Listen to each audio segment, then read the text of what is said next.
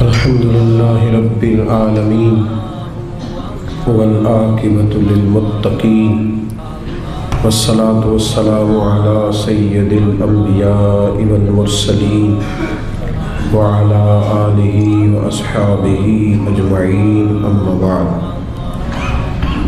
اعوذ باللہ من الشیطان الرجیم بسم اللہ الرحمن الرحیم ان اللہ وملائکتہ یصلون علی النبی یا ایہا الذین آمنوا صلوا علیہ وسلموا تسلیما اللہم صلی علی سیدنا و مولانا محمد معدن الجود والکرم وآلہ وصحبہ وبارک وسلم۔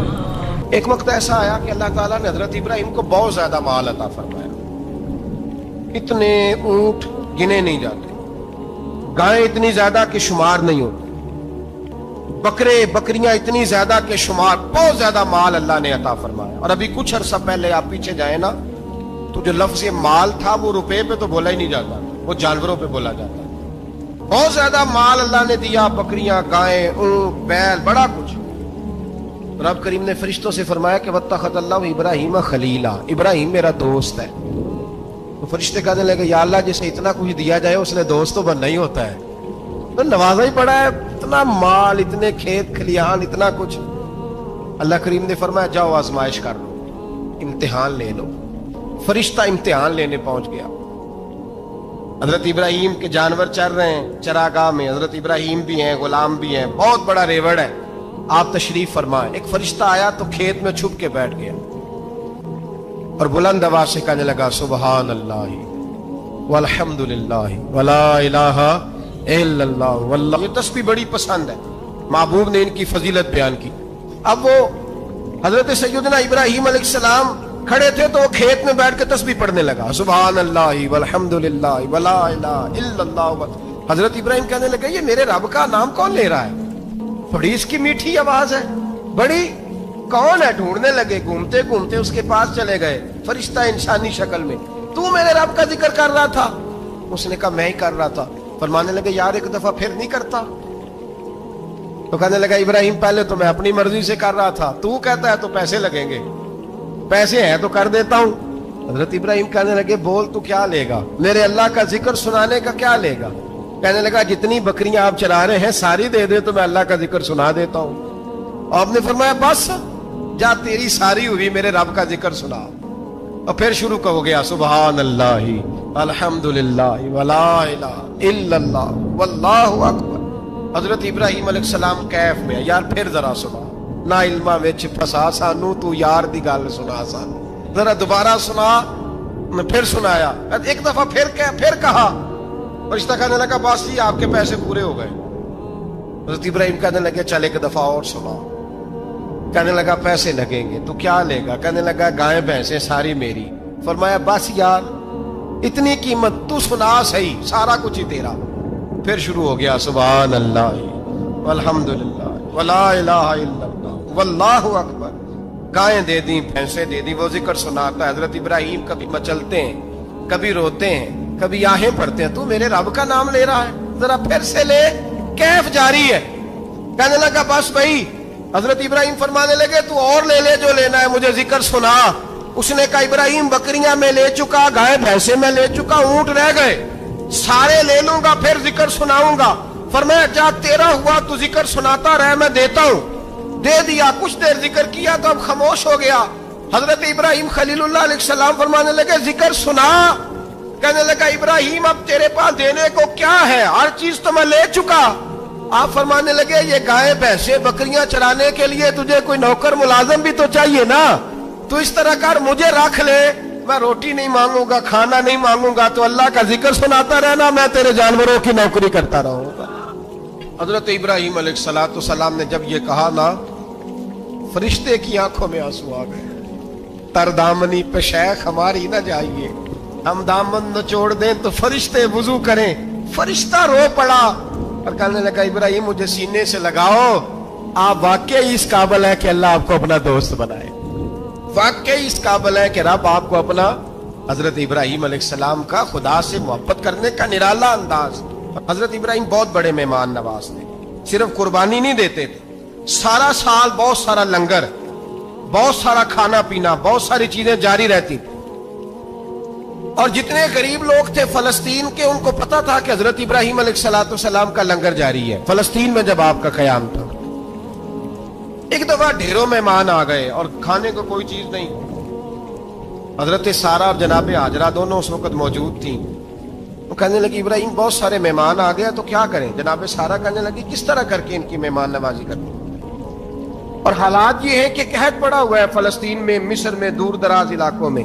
حضرت ابراہیم کہنے لگے یہ اللہ کے مہمان ہیں اور ہمیں رب کریم کا بندہ سمجھ کے آ گئے، اللہ ہی بندوبست کرے گا۔ فرمانے لگے میرا مصر میں ایک دوست ہے، وہ قحط کے دنوں میں غلہ جمع کر لیتا ہے، میں اس کی طرف پیغام بھیجتا ہوں، مجھے امید ہے وہاں سے غلہ ملے گا۔ 2 3 5 اونٹ والے غلام بلائے اور ان کو کہا کہ جاؤ غلہ لے آؤ مصر کے دوست سے۔ وہ لوگ کہتے ہیں ہم غلہ لینے گئے، وہاں جب پہنچے تو حضرت ابراہیم خلیل اللہ علیہ السلام کا پیغام دیا تو آپ کا وہ دوست کہنے لگا غلہ تو بے شمار تھا، مجھے خبر نہیں تھی کہ حضرت ابراہیم کا پیغام آئے گا، تو میں تو سارا تقسیم کر چکا ہوں، لوگ لے گئے، اب تو کوئی شے نہیں۔ اب وہ خالی آ گئے 5 کے 5 اونٹ۔ جب خالی آئے تو حضرت ابراہیم کی حویلی کی دیواریں چھوٹی چھوٹی تھیں، ان غلاموں میں سے، خادموں میں سے، آپ کے ان چاہنے والوں میں سے ایک کہنے لگا یار وہ غریب تو انتظار کر رہے ہوں گے کہ غلہ لینے گئے، ہمیں روٹی ملے گی۔ چھوٹی چھوٹی دیواریں ہیں، وہ جب دیکھیں گے نا خالی آ گئے تو انہیں تکلیف ہوگی، اس طرح کرو بوریوں میں ریت بھر لیتے ہیں، ریت بھر کے لے جاتے ہیں، بعد میں اندر رکھ کے انہیں سمجھا بہلا لیں گے یا حضرت ابراہیم کو بتائیں گے، وہ خود ہی ان لوگوں کی دل جوئی فرمائیں گے۔ اب غلہ کی جگہ ریت بھر کے اونٹوں پہ رکھ کے لائی گئی، لا کے بوریاں جب رکھ دی گئیں، حضرت ابراہیم علیہ السلام دوپہر کے وقت آرام فرما رہے تھے، بی بی سارہ اٹھی، کہتی ہیں جب میں نے دیکھا نا کہ بوریاں پہنچ گئی ہیں تو گئی، غلام کو ساتھ لیا اور اس کو جب کھولا نا تو کہتی اتنی حسین گندم میں نے پہلے کبھی دیکھی نہیں تھی، اتنا پیارا دانا میں نے کبھی ملاحظہ ہی نہیں کیا تھا۔ فرماتی ہیں جب اس کو پیس کر چکی میں روٹیاں پکائیں تو خوشبو دور دور تک پھیل گئی، اعلیٰ غذا بنی، بڑے بڑے کھانے بیویوں نے مل کے پکائے، چن دیے گئے۔ حضرت ابراہیم اٹھے تو لوگ کھانا کھا رہے ہیں، سجدہ شکر ادا کیا، اور جب سجدے میں گئے تو وحی آنے لگی، پھر رونے لگے۔ جب پلٹ کر باہر تشریف لائے تو جناب سارہ کہنے لگی ابراہیم تمہارا مصری یار بڑا اچھا ہے، اس نے اتنی اعلیٰ گندم بھیجی ہے کہ اتنی تو میں نے پیاری گندم کبھی دیکھی نہیں۔ جناب ابراہیم مسکرائے، فرمانے لگی سارہ یہ مصری یار نے نہیں بھیجی، یہ میرے عرشی یار نے بھیجی ہے، یہ میرے عرشی یار نے بھیجی ہے۔ بھائی مہمان نوازی مزاج تھا، لٹا دینا مزاج تھا، دوسروں کی اشکشوئی مزاج تھا۔ حضرت ابراہیم علیہ السلام کا طریقہ ہے قربانی، حضور نے ان کا طریقہ بیان کیا۔ اگر سال کے بعد قربانی دینا ان کا طریقہ ہے تو سارا سال غریبوں کو روٹی دینا بھی حضرت ابراہیم کا طریقہ ہے، سارا سال غریب کی نوکری کرنا یہ بھی حضرت ابراہیم کا طریقہ ہے، بھوکے کو کھانا کھلانا یہ بھی۔ میرے مصطفیٰ کریم سید عالم صلی اللہ علیہ وسلم سے صحابہ نے پوچھا حضور بہترین مسلمان کون ہے؟ بہترین مسلمان تو حضور نے فرمایا جو سلام لینے میں پہل کرے اور غریب کو روٹی کھلانے میں سب سے اچھا ہو، وہ بہترین مسلمان ہے، زبردست مسلمان۔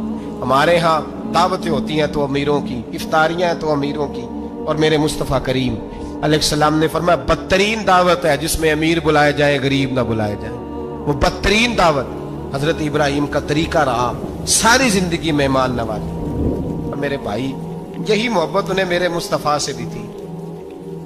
ایک نبی گھر بنا رہا ہے، دوسرا بنوا رہا ہے، حضرت اسماعیل علیہ السلام پتھر اٹھا اٹھا کے لا رہے ہیں، جناب ابراہیم بنا رہے ہیں۔ جب خانہ کعبہ بن گیا تو کہنے لگے ربنا وابعث فیہم رسولا، اے اللہ اب اسے بسانے کے لیے اپنا آخری رسول بھی عطا فرما۔ نبی پاک فرماتے ہیں میں دعا ہوں حضرت ابراہیم کی، اور حضرت ابراہیم سے رب کریم نے فرمایا چل ابراہیم کوئی چیز دے، تو کہا یا اللہ تینوں ہی تیرے نام پہ قربان کرتا، تیری ہوئی ساری، ہر شے تیری۔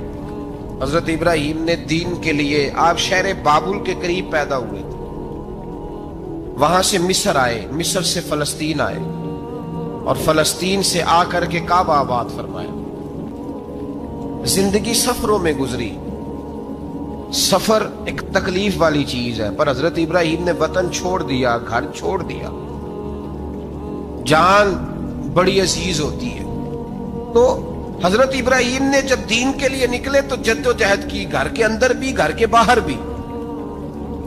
आपके वालिद का नाम तारक है, वो तौहीद परस्त थे, ईमानदार थे, परहेजगार थे। आपके चचा का नाम आजर है, वो बुत परस्त थे, बुत बेचा करते थे। हजरत सैयदना इब्राहिम अलैहिस्सलाम जब मैदान अमल में निकले तो हजरत इब्राहिम अलैहिस्सलाम ने अपने घर से जिहाद शुरू किया। लड़ना पड़ा, घर के उसूलों से, चचा ने जो रिवाज बनाए हुए थे उस रिवाज से टकराए। फरमाया मैं अपने घर के अंदर ये बुत परस्ती नहीं होने देगा। चचा को एक दफा नहीं, बार बार 100 दफा समझाया। आपका चचा बुत बना के बेचा करता था। हजरत इब्राहिम अलैहिस्सलाम थोड़े बड़े हुए तो कहने लगा कि चलो मेरे साथ, तुम भी बुत बेचने हैं, हमारा कारोबार है। हजरत इब्राहिम साथ निकले तो बुत पकड़ा है, गंदे पानी के अंदर उस बुत को डुबोते हैं। कहते हैं किसी ने खरीदना है तो खरीद लो, ना ये नफा दे सकता है ना नुकसान दे सकता है। जो अपना आप नहीं बचा सकता तुम्हें क्या बचाएगा, खरीदना है तो खरीद लो। चचा कहने लगा तू कारोबार चमका रहा है कि तबाह कर रहा है। घर में बड़े मामलात खराब हुए, झगड़े हुए, लेकिन हजरत इब्राहिम अलैहिस्सलाम एक मिनट के लिए भी अपने घर के अंदर भी कंप्रोमाइज करने को तैयार। ये थोड़ा मुश्किल मैंने पहलू छेड़ दिया है, ये थोड़ा मुश्किल पहलू छेड़ दिया है। थोड़ा समझदार आदमी है पर बीवी से पर्दा नहीं करा सकता, सियाना है, पंचायत का बंदा है, जो इससे आप कहेंगे वो बात ये सुनाएगा, लेकिन कहता नहीं जी मैंने कोशिश कर ली है। किस किस्म की कोशिश है साहब, कैसे हो गया? हजरत इब्राहिम अलैहिस्सलाम ने घर के अंदर से फरमाया नहीं करने दूंगा। घर के अंदर भी टकराए, फरमाया तुम जो भी हो, पाश पाश किया चचा के उसूलों को। और बाहर जब निकले तो सिर्फ इलाके के चेयरमैन से नहीं टकराए, MP MNA वजीर मुशीर से नहीं टकराए, सुपर पावर नमरूद दुनिया का वाहिद हुक्मरान था उस वक्त, दूसरा कोई हुक्मरान ही नहीं था। अकेले हुक्मरान से जाकर टकराए। कोई साथ फौज नहीं थी, कोई साथ उनके ताकत बज़ाहर दुनियादारी की कोई नहीं थी, पर हजरत इब्राहिम जाकर टकराए। और मेरे रसूल पाक सल्लल्लाहु अलैहि वसल्लम ने सनद बयान की, फरमाया अफदलुल जिहाद कलीमतुल हक इंद सुल्तानिल जाबिर। फरमाया सबसे अफजल जिहाद ये है कि तू जालिम बादशाह के सामने खड़े होकर हक बात बयान कर दे। ये सबसे बड़ा जिहाद है, ये सबसे अफदलुल जिहाद है कलीमतुल हक इंद सुल्तानिल जाबिर, सबसे बड़ा जिहाद। हजरत इब्राहिम खड़े हो गए, सुपर पावर से टकराए। यहां हम लोग हिकमतों का शिकार हैं, देखेंगे, करेंगे, सोचेंगे, और मौलवी साहब को वैसे कहते हैं आप परहेज करें सियासी बातों से। भाई अल्लाह के हर नबी ने जाके वक्त के जालिम हुक्मरान को लताड़ा है, ललकारा है। ये तो मिशन अंबिया है। हजरत सैयदना इब्राहिम अलैहिस्सलाम ने जो उसको जाके कहा कि तू झूठ बोलता है, तू झूठा है, तू खुदाई का दावा करता है, तू बहुत बड़ा जालिम है। और कुरान मजीद ने इस सारी बात को बयान फरमाया। हजरत इब्राहिम अलैहिस्सलाम से कहने लगा मैं रब हूं, तो आपने फरमाया मेरा रब तो वो है जो जिंदा करता और मारता है। तो फिर आप हक बात बयान करेंगे तो अल्लाह मारेगा कि बंदा मारेगा? कुछ भी नहीं होता, क्योंकि जिंदगी मौत किसके हाथ में है?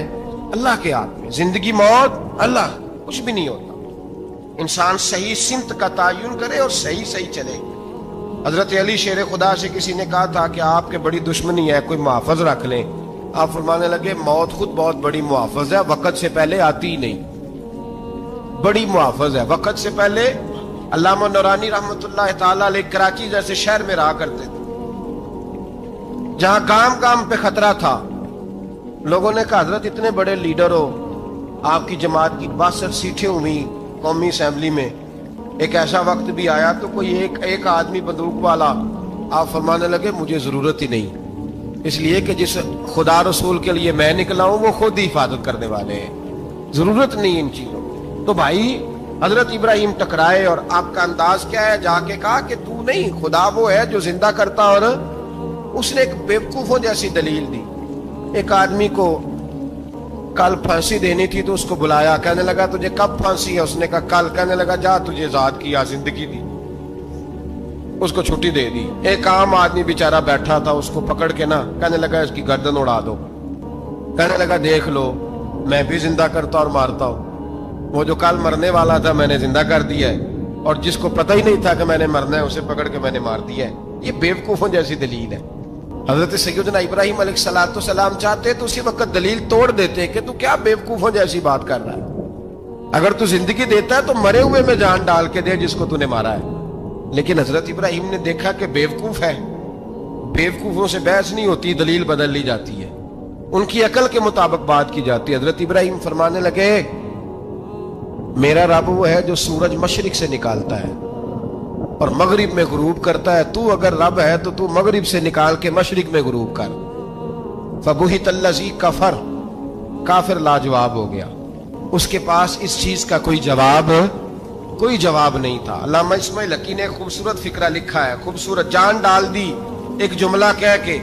حضرت سیدنا علامہ اسماعیل حقی رحمت اللہ علیہ فرمانے لگے چونکہ نمرود بیوقوفوں جیسی باتیں کر رہا تھا, اگر وہ یہ کہہ دیتا نا کہ میں سورج کو نکالتا ہوں مشرق سے,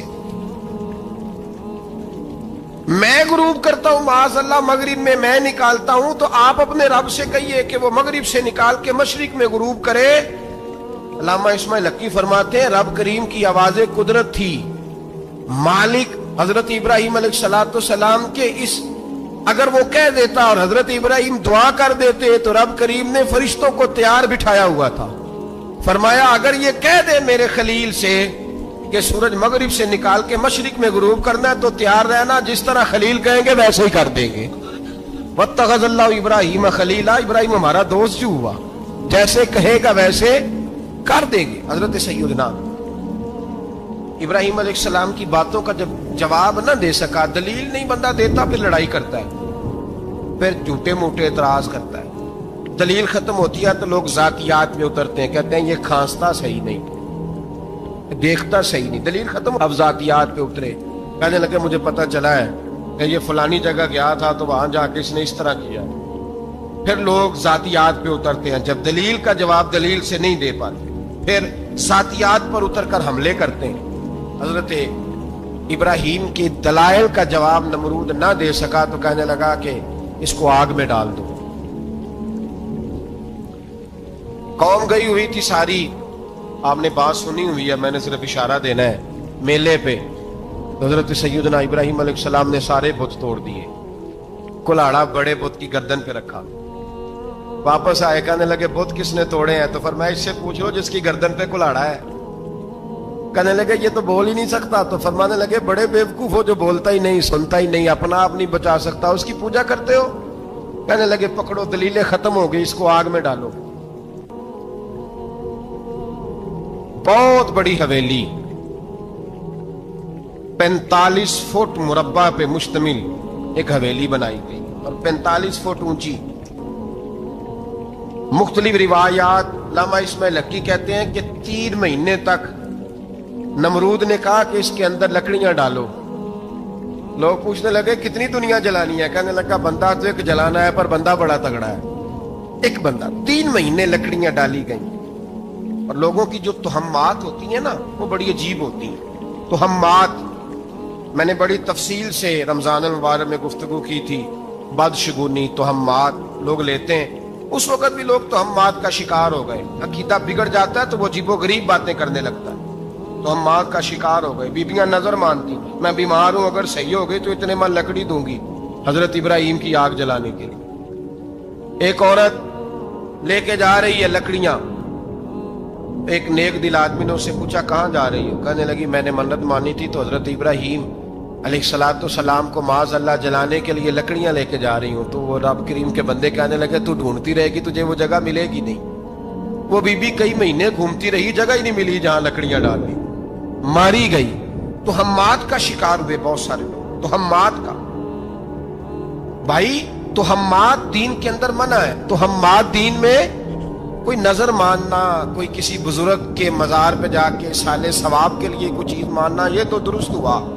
لیکن غیر شرعی نظریں مان لینا کہ میں آگ کے گرد چکر لگاؤں گا, میں جناب وہاں جا کے یہ والا تماشا کروں گا, میں دھاگا باندھوں گا, میں رسا کاٹوں گا, میں وہاں گندے حوض سے پانی پیوں گا؟ ان کی شریعت اجازت، یہ تہمات ہیں، بدشگونی ہے، دین میں ان کی کوئی گنجائش ہے؟ آپ نظر ماننے سے پہلے بھی کسی عالم سے رابطہ کریں کہ میں منت مانگنے لگا ہوں تو کیسے ماننی چاہیے کا طریقہ پوچھیں. ایسے ہی غلط چیز کی منت تھوڑی مان لی جائے گی. 12 لامدام برسرے مطلب حضرت ابراہیم کے لیے آگ جلائی گئی، 45 فٹ اونچی آگ ہے، پرندہ بھی اوپر سے گزرتا ہے تو نیچے گر جاتا ہے جل کے. اتنے دن لگا کے آگ جلائی گئی.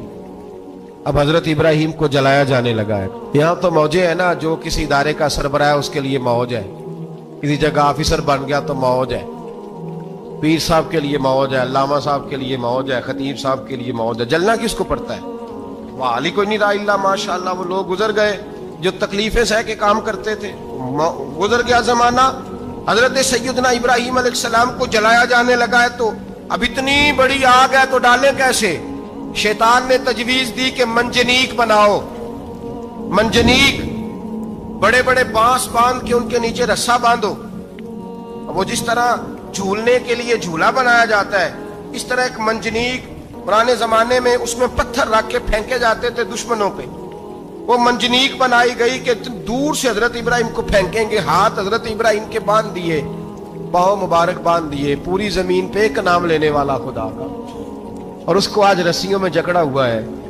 جب پھینکا جانے لگا نا آگ میں، حوریں رونے لگی، فرشتے تڑپنے لگے، اے اللہ یہ کیا ہونے لگا ہے؟ ایک تیرا خلیل اور وہ بھی آگ میں. فرمایا جاؤ جا کے اس سے کہو اگر تمہاری مدد لیتا ہے تو اسے بچاؤ. ہوا کا فرشتہ آیا، کہا ابراہیم اگر تو کہے. او بھائی ان چیزوں کو کہانی سمجھ کے نہ سنا کریں، یہ داستان نہیں، یہ وہ طریقے ہیں جو ہمارے رسول نے ہمیں اپنانے کا حکم ارشاد فرمایا ہے. جو عقیدے، یہ وہ نظریات ہیں جو ہمیں اوڑھنے کو کہا گیا. اپنے رب کریم کی رضا پہ راضی رہنے کے یہ وہ خوبصورت مواقع ہیں صوفیاء نے جن کو بنا کر سمجھا کر ہم تک پہنچایا ہے. یہ ہے اہل طریقت کی باتیں. وہ کہتے ہیں یار جس حال میں رکھے راضی رہنا ہے. حضرت ابراہیم علیہ السلام کو پھینکا جا رہا ہے، فرشتہ آیا، اے اللہ کے خلیل اگر حکم دو تو اتنی ہوا چلاؤں کہ نمرودی جل جائیں سارے، آگ ان پہ پھینک دی جائے. آپ نے فرمایا تو جا، تجھ سے مجھے کوئی کام نہیں. تھوڑی دیر کے بعد پانی کا فرشتہ آیا، کہا حضور اتنی بارش برساؤں گا کہ آگ بجھ جائے گی. فرمایا تو جا، تجھ سے کوئی کام نہیں. اب جب منجنیق میں رکھ دیے گئے، آگ میں جانے کا لمحہ ہے، تیاری ہے، حضرت جبریل امین حاضر خدمت ہوئے. کہا ابراہیم کوئی حاجت؟ فرمایا تجھ سے کوئی نہیں. کہا چلو مجھ سے نہیں تو رب کریم سے ہی بات کر لو، مجھے پتا ہے میں چھوٹا ہوں، آپ مجھ سے مدد کیوں لوگے، رب کریم سے ہی بات کر لیں. تو حضرت ابراہیم کہنے لگے جبریل یہ بتا، رب کو نہیں پتا اس کا خلیل کس حال میں ہے؟ اسے نہیں پتا میں کس حال میں ہوں؟ میرے ہاتھ بندھے ہیں، پیر بندھے ہیں آگ میں، اسے نہیں پتا؟ بتایا تو اسے جاتا ہے جس سے خبر نہ ہو. تو اگر اسے پتا ہے، اگر وہ جلانے پہ راضی ہے تو میں بھی جلنے کو تیار ہوں. میں تیار ہوں، میں تیار ہوں. اسے کہو ٹھیک ہے. حضرت سیدنا ابراہیم علیہ السلام کو منجنیق میں ڈال کے جو پھینکا آگ میں، یا نار کونی بردم و سلاما علی ابراہیم، اللہ نے فرمایا اے آگ میرے ابراہیم پہ ٹھنڈی بھی ہو جا اور سلامتی والی بھی ہو جا. حضرت ابراہیم کو 2 فرشتوں نے بٹھا دیا زمین پہ. پھول کھلے ہیں، کونپلیں مہک رہی ہیں، کلیاں خوشبو دے رہی ہیں. حضرت ابراہیم نے سر سجدے میں رکھ دیا، سبحان اللہ والحمد للہ ولا الہ الا اللہ واللہ اکبر. حضرت ابراہیم اللہ کی تسبیح پڑھنے لگے، رب کریم کا شکر بجا لانے لگے. نکلے وہاں سے، کچھ دن گزر گئے، نکلے، حکم ہو گیا ابراہیم علاقہ چھوڑ دو.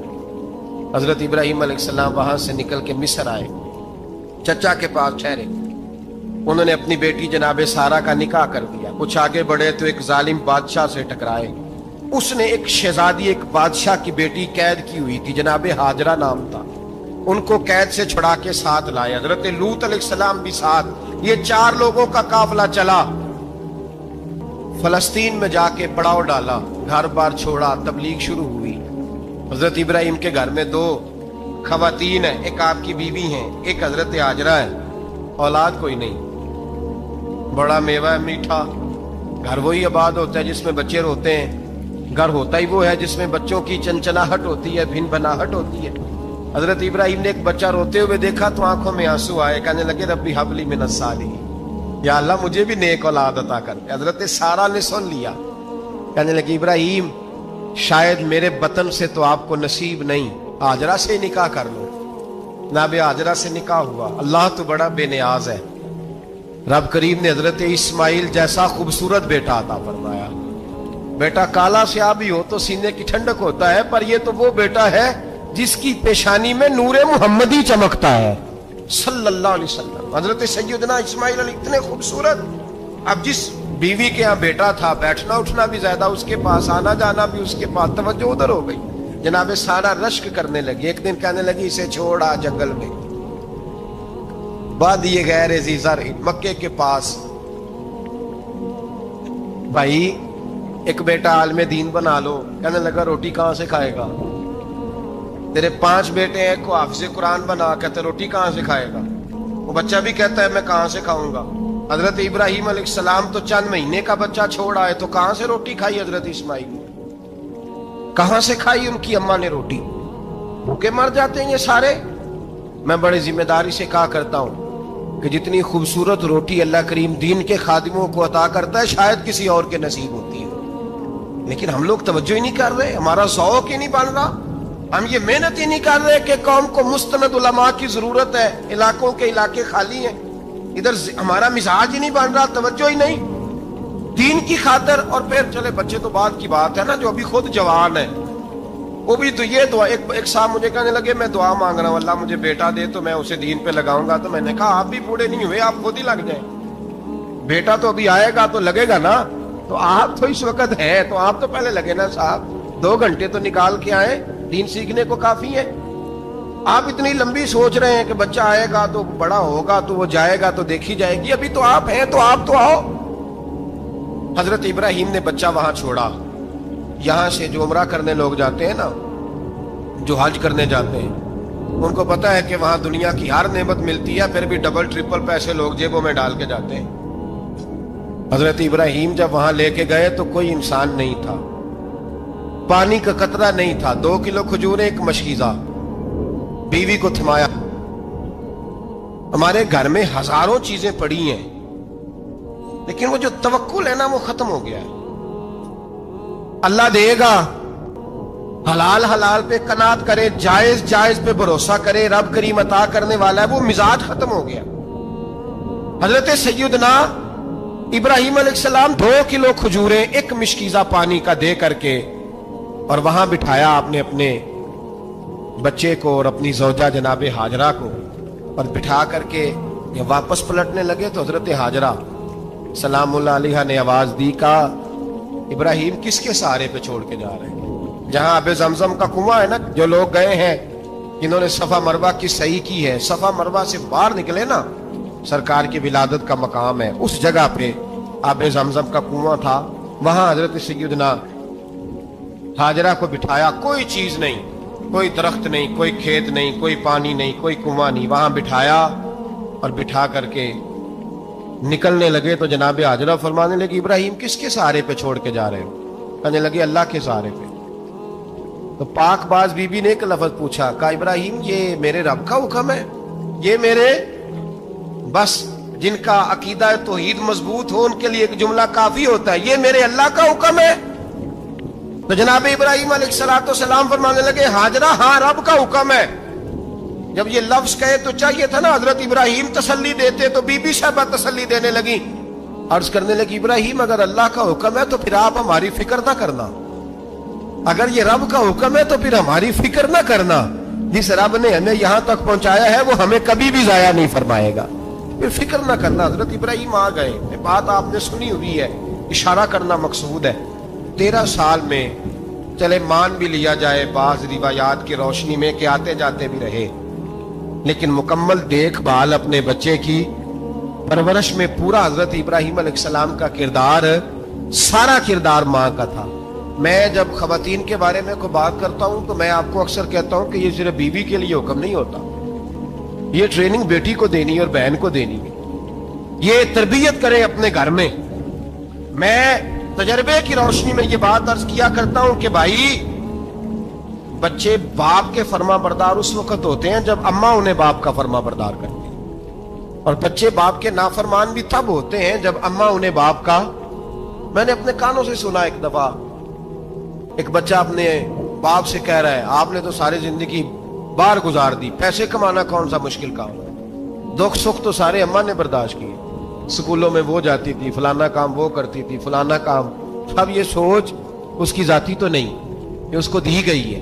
اور اگر اس کو یہ سوچ دے دی جائے کہ اماں کہے کہ میں تو اپنوں میں رہی ساری زندگی، میں نے تو اپنوں میں وقت گزارا، اور تیرا باپ تو کئی دفعہ جنازے بھی نہیں پڑھ سکا، نے تو ماں باپ ایسے دفن کر دیے، وہ اگر یہ سوچ فراہم کرے تو پھر بچہ باپ کا فرما بردار ہوتا ہے. اور یہ والی روایتیں ہم بیوی کو سناتے ہیں، حالانکہ کس کو سنانی چاہیے؟ بولیے. بہن اور بیٹی کو. بہن اور بیٹی کو سنائیں یہ باتیں، ان کو سمجھائیں، تاکہ آگے جا کے وہ جو گھر ترتیب دیں وہ گھر بڑا عمدہ اور نکھرا ہوا ہو. حضرت سیدنا ابراہیم 13 سال کے بعد آئے، چونکہ گھر میں اللہ تبارک و تعالیٰ کی دوستی کا چرچا تھا، اللہ تبارک و تعالیٰ کی محبوبیت کا غلبہ تھا. 13 سال کے بعد فلما بالغ معه السعی، بیٹا جب اتنا بڑا ہوا کہ ساتھ چلنے لگا، تو حضرت ابراہیم نے اپنے بیٹے کو بلا کے کہا بیٹا مجھے خواب آئی ہے، میں تجھے ذبح کر رہا ہوں، تیری کیا رضا ہے؟ تو حضرت اسماعیل کہنے لگے یا ابت افعل ما تؤمر، ابا جی اللہ جیسے حکم دیتا ہے میرے ساتھ ویسے ہی کریں، جیسے اللہ حکم دیتا ہے ویسے ہی، بولیے، ویسے ہی کریں. حضرت حاجرہ کو کہا کہ ایک دوست نے دعوت کی ہے تو وہاں جا رہے ہیں. بی بی مطمئن ہے، تفصیلات کی ضرورت نہیں، ختم بات، اعتبار ہے، مطمئن ہو گئی. شیطان پیچھے سے آیا اماں کے پاس. ذرا تھوڑی دیر کے لیے تصور جمائیے، یہاں تو پڑوسن آ کے کوئی بات بتا دیتی ہے خاوند کے بارے میں تو کئی مہینے جھگڑا جاری رہتا ہے، پڑوسن محلے دار. شیطان نے آ کے بتایا لفظ کیا ہے؟ کہا حاجرہ تمہیں پتا ہے کہاں جا رہے ہیں؟ کہا دوست کی دعوت میں. تو کہنے لگے دوست کون ہے؟ رب کریم. اور ابراہیم کا خیال ہے کہ اس رب نے مجھے حکم دیا ہے کہ میں ذبح کروں. تو حضرت حاجرہ کہنے لگی کبھی باپ بھی بیٹا ذبح کرتے ہیں؟ شیطان کہنے لگا ان کا خیال ہے کہ ان کے رب نے حکم دیا ہے. جناب حاجرہ فرمانے لگی اگر رب نے حکم دیا تو پھر تو مجھے شیطان لگتا ہے، تو مجھے شیطان لگتا ہے. کا کیا مطلب؟ فرمانے لگی اگر رب کریم کا حکم ہے تو میرے پاس ایک اسماعیل ہے، اگر 1000 بھی ہوتے میں سارے اللہ کے راستے میں پیش کر دیتی، دے دیتی. مالک کا ہی تو ہے سارا کچھ، اسی کا ہے، اس میں لیت اللہ کی کیا گنجائش؟ حضرت سیدنا ابراہیم علیہ السلام نے بیٹے کے حلق پہ چھری رکھ بھی دی اور چھری چلا بھی دی، رکھ بھی دی. اور وہ تو اللہ کریم نے فرمایا یا ابراہیم قد صدقت الرؤیا، ابراہیم تو نے خواب سچا کر دکھایا، وہ قیامت تک تیرا نام رہے گا. حضرت ابراہیم نے وطن بھی دیا، جان بھی دی، بیٹا بھی. دعا کرتا ہوں جو کچھ میں نے کہا اللہ اسے قبول فرمائے، اور جہاں ہم بھول گئے مالک ہم سے درگزر فرمائے. آمین. ہمیشہ مدحت خیر الانام میں گزرے. دعا ہے یہ عمر درود و سلام میں گزرے.